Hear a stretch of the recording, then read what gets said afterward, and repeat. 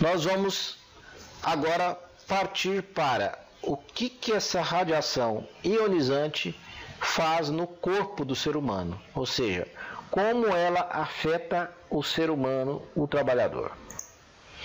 Em primeiro lugar, é preciso que a gente entenda que 75% do nosso corpo é água.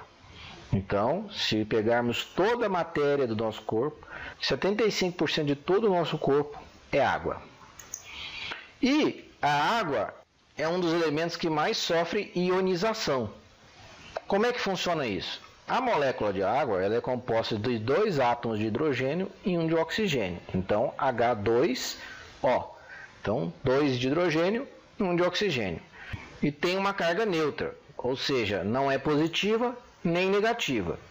Quando a radiação ionizante atinge a molécula de água, ela expulsa um elétron e há uma fragmentação da molécula de água em OH-, ou seja, oxigênio e hidrogênio negativo, e H+, hidrogênio positivo.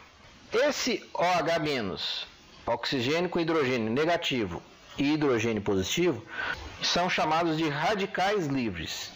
Esses radicais livres, o OH- e o H+, podem atuar isoladamente, agredindo aos tecidos do corpo, mas também podem se juntar. Por exemplo, OH- com OH- dá H2O2, que é água oxigenada. Água oxigenada que é um elemento muito oxidante.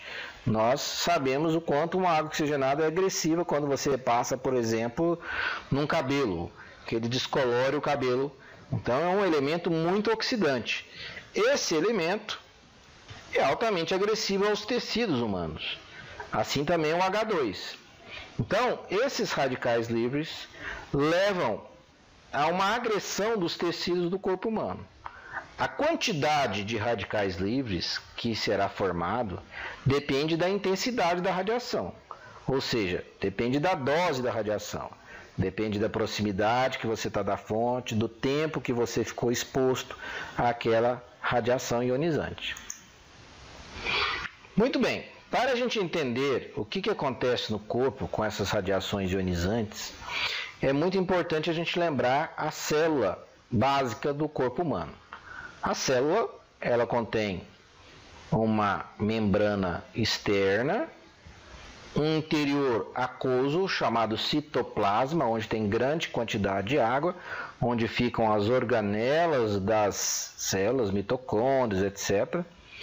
E um núcleo, esse núcleo também, onde tem uma grande quantidade de água. E dentro do núcleo, nós temos lá o nosso material genético, os cromossomos ou os nossos DNAs. Então, mais uma vez, aqui mostrando o núcleo da célula.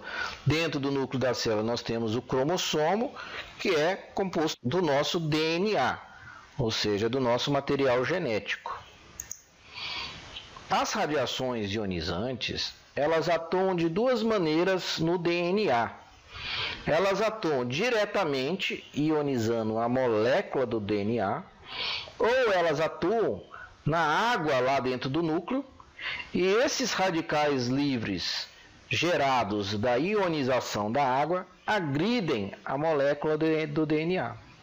Como nós vimos que a gravidade da lesão vai depender do tanto de radical livre formado, ou seja, do tempo de exposição e da potência da radiação, essa agressão ao DNA poderá ser desde leve até grave.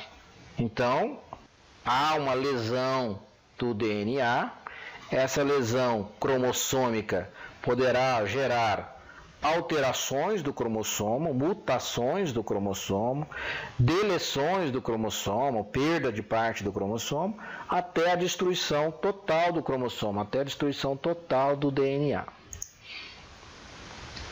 Precisamos lembrar também que o nosso corpo está sempre a multiplicar células.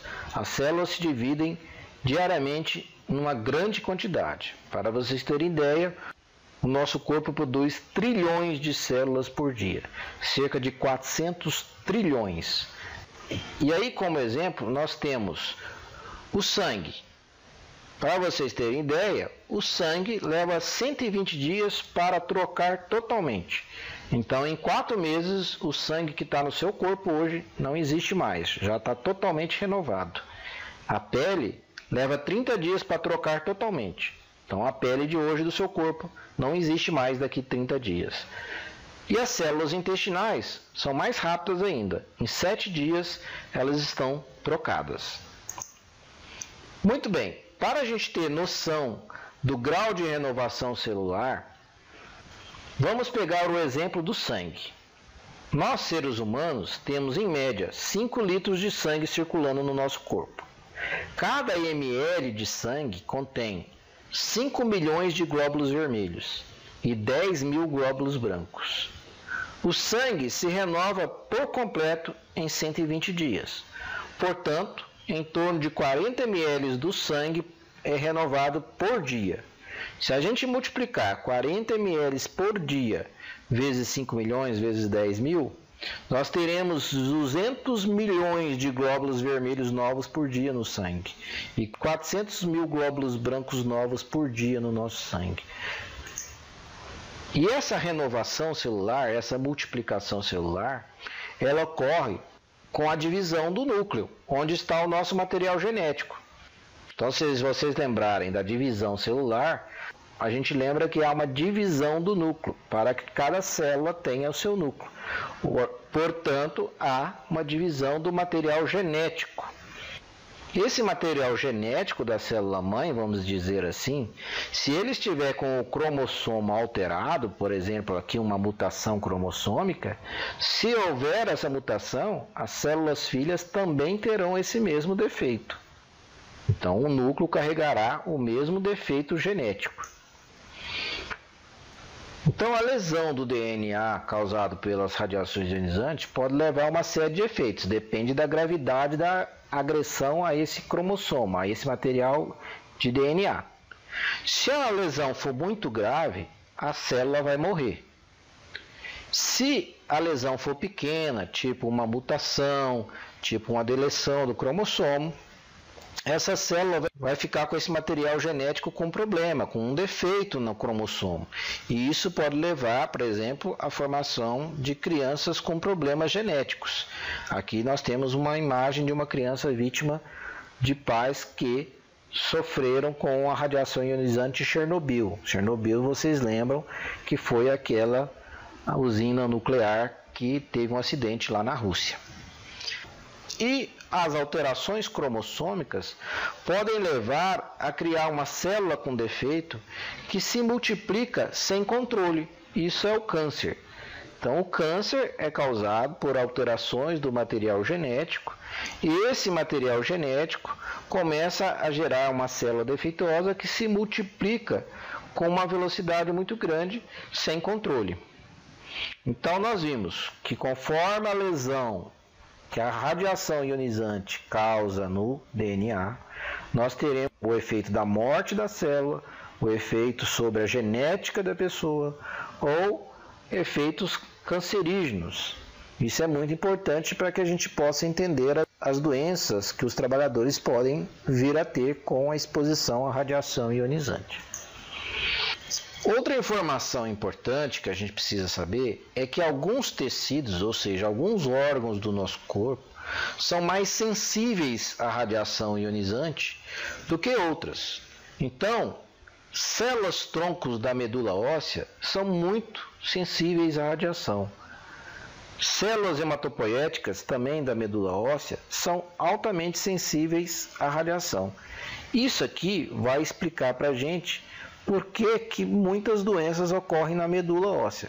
Mas o que é medula óssea? Vamos lembrar? Medula óssea é um tecido que fica dentro do osso, por isso que chama óssea, né? E essa medula óssea ela está dentro dos grandes ossos do corpo. Então, aqui no externo, no húmero, no fêmur, na bacia. E essa medula óssea é que fabrica o sangue. A gente não deve confundir medula óssea com medula espinhal, que é aquela medula que fica dentro da coluna e que leva os impulsos elétricos. E quando o indivíduo quebra a coluna, paralisa a perna. Essa é a medula espinhal, vem lá do cérebro. Essa medula óssea, ela está dentro dos ossos grandes do corpo. E ela é que fabrica o sangue. Então aqui, dentro de um fêmur, nós estamos vendo aqui a medula óssea, que leigamente é conhecida aí às vezes por tutano. Então, essa medula óssea, nela tem a famosa célula tronco, que é muito falada hoje em dia. A célula tronco da medula óssea, ela que vai se dividir e dar origem aos glóbulos vermelhos, aos glóbulos brancos e às plaquetas do sangue. Então, o nosso sangue é formado através da célula tronco da medula óssea. Os glóbulos vermelhos são as células responsáveis por carregar oxigênio e gás carbônico no nosso sangue. As células brancas, que tem vários tipos, elas são responsáveis pela defesa do corpo. E as plaquetas fazem parte da coagulação do sangue. Muito bem, as células tronco e as células brancas, elas têm núcleo, ou seja, elas têm material genético, elas têm DNA. Já os glóbulos vermelhos e plaquetas não. Isso explica por que essas células brancas e a célula tronco da medula são sensíveis à radiação. Nós vimos que a radiação atua no núcleo, no DNA. E essa célula vermelha e as plaquetas não têm núcleo. Então, entendendo que essas células são muito sensíveis à radiação, entre elas a célula tronco da medula óssea, que nós vimos agora mesmo, as células espermatogênicas, ou seja, são as células do testículo que fabricam espermatozoides, as células do intestino, nós vimos que o intestino renova a cada 7 dias, então são células que multiplicam muito, também são muito sensíveis à radiação. As células hematopoéticas da medula óssea. Hematopoéticas são as células que fabricam o sangue. Então, hematopoéticas. Também tem alta sensibilidade à radiação. A pele tem alta sensibilidade à radiação. O cristalino que nós vimos na aula passada faz parte do olho, é a lente dentro do olho. E o ovário também são tecidos que têm alta sensibilidade à radiação. A gente entendendo isso, a gente vai entender a lista oficial de doenças do trabalho do Ministério da Saúde, aquela mesma lista que a gente citou nas aulas anteriores. Aqui está a lista.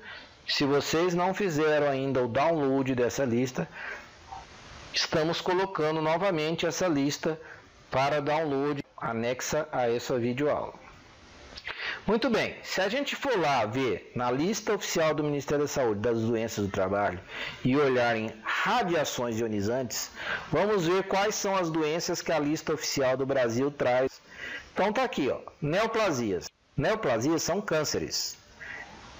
Neoplasia maligna da cavidade nasal e dos seios paranasais. Neoplasia maligna dos brônquios e do pulmão. Neoplasia dos ossos. Outras neoplasias da pele. Leucemias, que nada mais são do que câncer de sangue. Então, por aqui, a gente já entende por que a radiação ionizante dá câncer. Nós vimos lá, porque ela altera o material genético e isso pode gerar alguma célula defeituosa que se multiplica sem controle. Então, este é o câncer. Vamos para outras doenças. Então, doenças da medula e do sangue. Olha lá, síndrome mielodisplásica. Esse nome esquisito é alteração da medula óssea. Anemia plástica, que é um tipo de anemia causado pela medula. Hipoplasia medular, que é mais uma alteração da medula óssea. Púrpura, que é uma alteração das plaquetas do sangue. A granulocitose, que é uma alteração dos glóbulos brancos. Outros transtornos dos glóbulos brancos. Então, tudo isso aqui dá para a gente entender, porque a gente viu que as células do tronco da medula, que fabricam os glóbulos brancos, vermelhos e plaquetas, têm alta sensibilidade. Portanto, teremos muitas doenças da medula e do sangue causadas pelas radiações ionizantes. Vimos que o olho também é sensível à radiação ionizante. Então, veremos lá blefarite, que é a inflamação das pálpebras, conjuntivite, ceratoconjuntivite, ceratite, catarata. Todas essas doenças nós vimos na aula passada e explicamos o que são essas doenças na aula de radiações não ionizantes, mas aqui as radiações ionizantes também alteram o olho. Seguindo com a mesma lista de doenças das radiações ionizantes, nós temos doenças do intestino, gastroenterite e colite tóxica. Nós vimos que uma das células mais sensíveis à radiação é a célula do intestino. Então, exatamente por isso dá gastroenterite e colite. As células da pele também são muito agredidas pela radiação ionizante. Então, podemos ter radiodermite, radiodermatite aguda, radiodermatite crônica, radiodermatite não especificada, etc. Os testículos, nós vimos que uma das células também mais sensíveis à radiação ionizante são os testículos. Então isso pode levar a uma destruição das células que fabricam o esperma e causar infertilidade masculina. E síndrome aguda da radiação são os efeitos de uma grande quantidade de radiação que alteram vários tecidos ao mesmo tempo de maneira aguda.